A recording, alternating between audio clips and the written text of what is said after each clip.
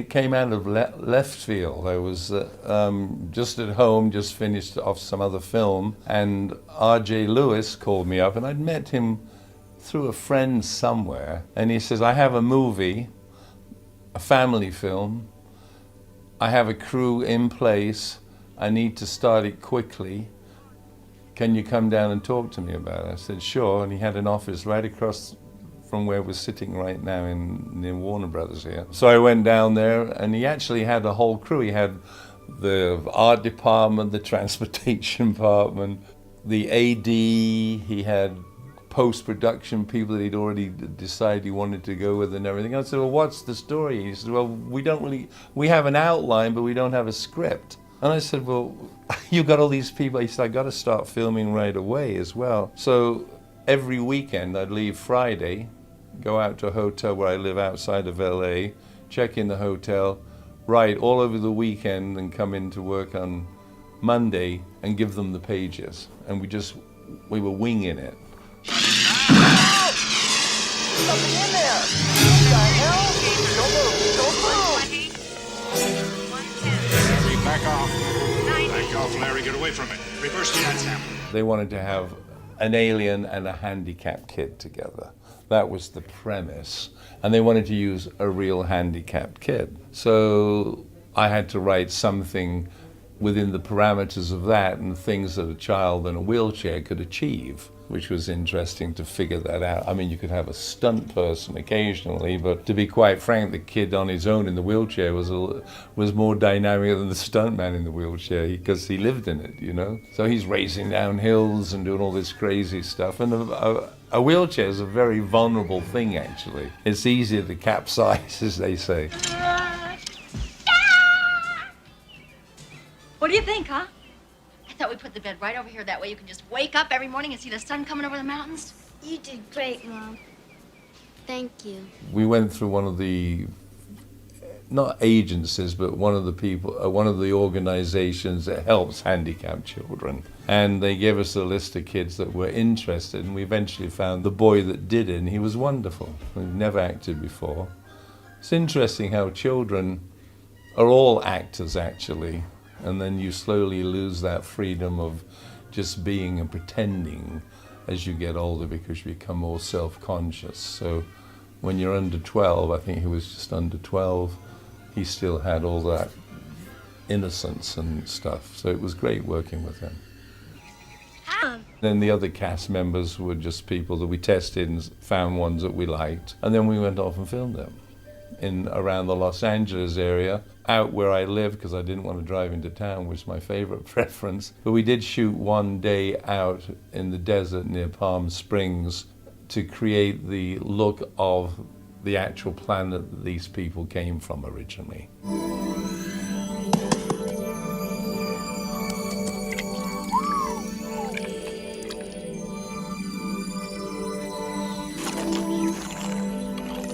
Very simple stuff though, because the budget wasn't gigantic for that film. What you do is you end up adjusting to what you can afford. How much of the spaceship do you want to show? How will it blend with what we can do on a CGI creation to put it in there to start with? Nowadays it's totally different. This was the crossover between just straight film with, you know, somebody just throwing something through the air to be this flying saucer, to creating things separately and imposing them on the film later. But it was still quite simple, and the more complicated you made it, the more chance you would have at failure, because, you know, there's only so much money, you can only do so many passes and create so many things.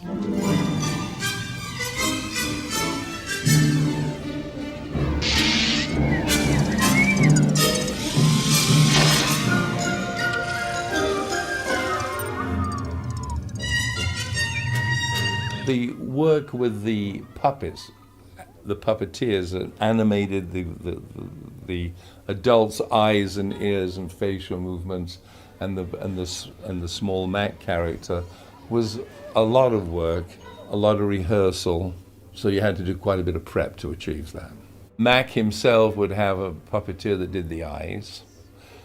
The ears was another person, and the cheek movements was another person. So that's 3 people. Then you have the mother and father. That's, you know, you're looking at 9 or 10 puppeteers and things. Plus moving the hands and a bunch of other things like that. Keep still, don't move.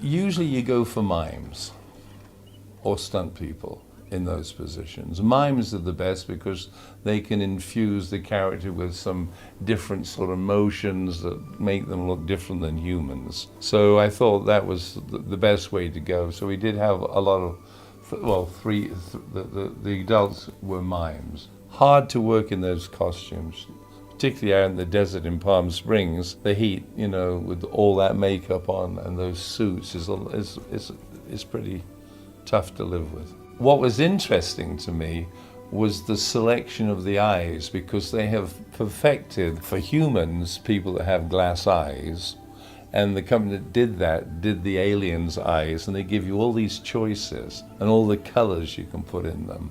And it was interesting because you have to put an imperfection into them, because if the iris is absolutely perfect, it looks fake. So it was like, well, let's put a gold fleck there and do this and that. So it was a fascinating process and everything. What is that?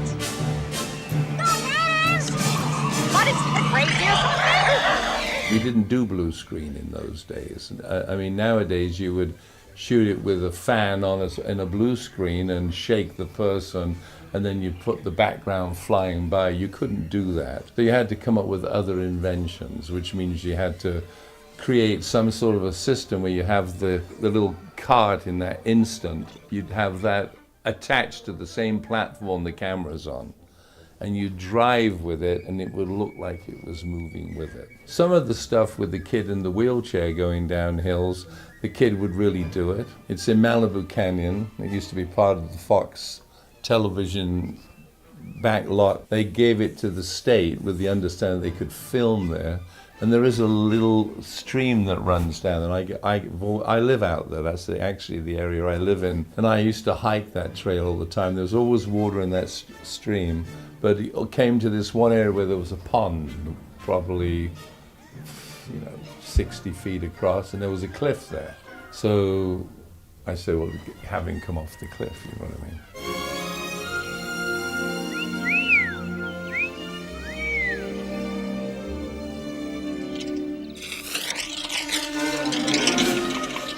We shoot with long lenses and gives a lot of fast motion from a side angle. From the front, you need a wider angle because to keep the focus is more difficult, particularly shooting film. I mean, video's actually a little bit more forgiving in bright light. So you would adjust to what you could achieve with the elements you had. It's like a mathematical equation where you assemble, I can only do this and this and this, and I'll cut it together with a side shot, with a long lens on the platform, and then over the back of him can be a stunt person, or we can put it on the same dolly system and have them, the real person in the frame, have him look back so you can see it's him. You know what I feel like?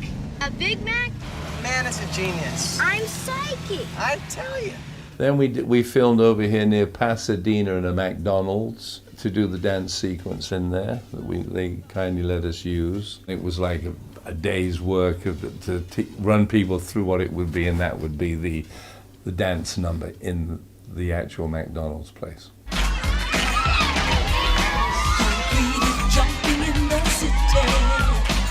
Okay, pick up the pace. Very good, Captain. It was just, to add a little bit of production value to it more than anything. It wasn't an inherent part of the story, actually. But you always try to come up with colorful backgrounds to insert the actual scenes into, to give them more glass, more richness, more entertaining images for other people to look at.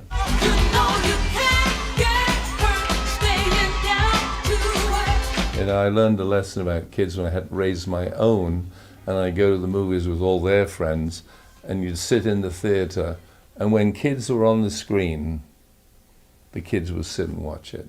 The moment the adults would come on, they go to the concession stands, they go to the bathroom, they were running amok in the place. So I learned that the more the kids are actually on the screen in kids' movies, the more the kids will sit and watch it. Are